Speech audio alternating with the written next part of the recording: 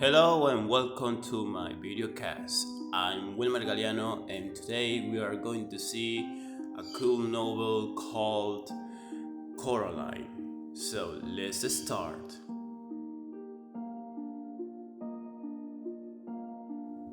Coraline is a dark fantasy novella written by Neil Gaiman and published in 2002. The novel is about a young girl called Coraline.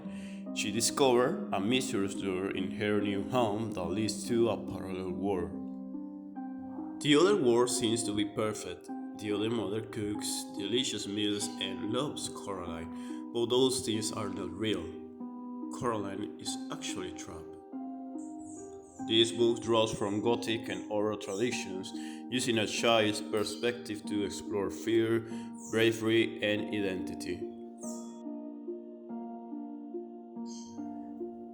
Deception is a powerful theme in the book because everything can be perfect, but at the end, it is just a trap.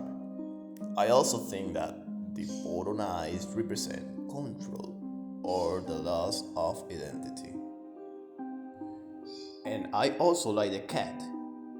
People see it as a bad omen, but it actually helps Coraline. So it's another theme. Irony.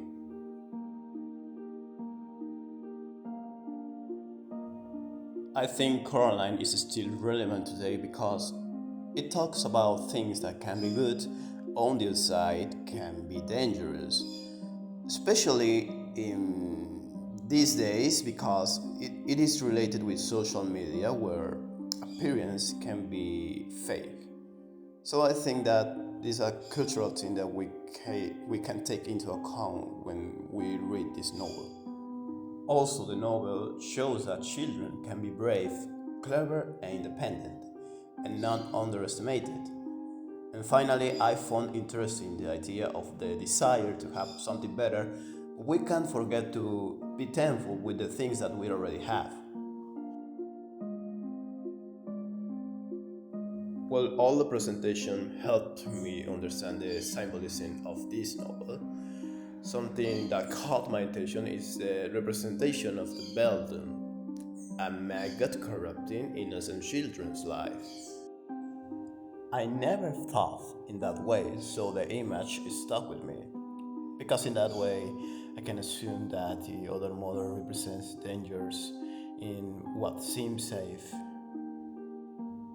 My understanding of the novel changed a bit because, as I said before, I see the bottoms as a symbolism of control, but the presentation also mentions them as the loss of the soul. The presentation itself mentions a lot of horror and also mentions Caroline's bravery. I think the presentation itself could have gone into more depth with Caroline's development instead of just being a mention.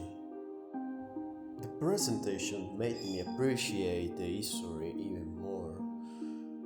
Something that can be seen as a simple children history can be something creepy. This history stayed with me, and I'm glad I got the chance to explore it in a deeper way.